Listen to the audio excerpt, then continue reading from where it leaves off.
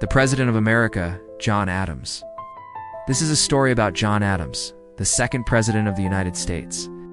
The year is 1825, and President John Adams is in the White House. His term has been marked by political turmoil in his party. The Democratic Republicans have just lost the election to the opposing party, the National Republicans. As the new president-elect Monroe sworn in, Adams knows that his time in office is running out. He walks into his study, a room filled with books and papers, and sits down at his desk. There he opens a letter from Thomas Jefferson, his old friend and political rival. But as he begins to read the letter, his eyes widen in disbelief. Could this be true? What could Jefferson possibly be saying? As the election results came in, Adams knew he'd lost. But what he didn't know was why. Now in Jefferson's letter, he might find the answer.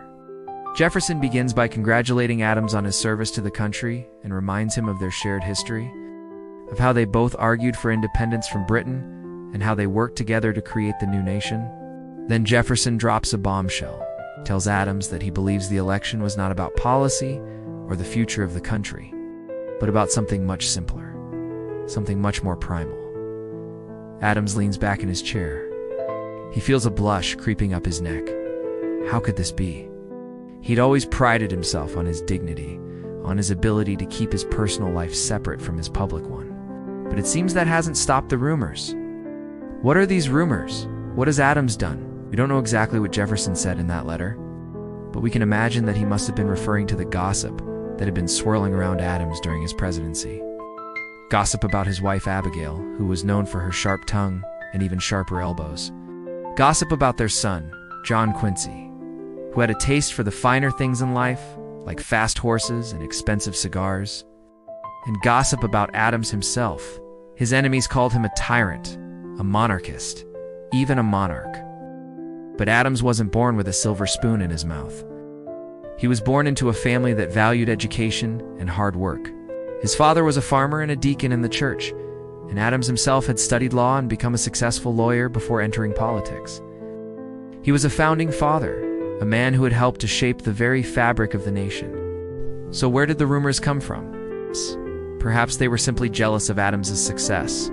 Or perhaps they were jealous of his wife Abigail, who was considered by many to be the first lady of the Revolution. She was a strong-willed woman who was not afraid to speak her mind, even to her husband. It was she who convinced Adams to run for president in the first place. Or maybe the rumors were just another example of the vicious partisanship that has come to dominate American politics. After all, Adams and Jefferson had once been friends, but years of political battles had turned them into bitter enemies. As John Adams reads Jefferson's letter, he realizes that it doesn't matter why the rumors started. What matters is that they've become a self-fulfilling prophecy. The more people believe them, the more they become true. He thinks about his wife and son, and the legacy he will leave behind. Then he gets up from his desk and walks to the window.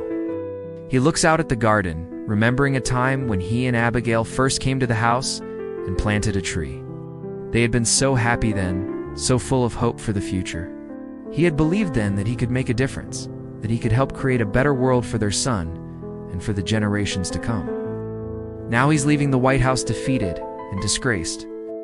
But as he looks at the tree, now a strong and healthy plant, he remembers that hope. He may have lost the battle, but the war for a better America has just begun. Thank you for listening. If you enjoyed this story, please like and subscribe. And if you'd like to hear more stories like this, you can do so here.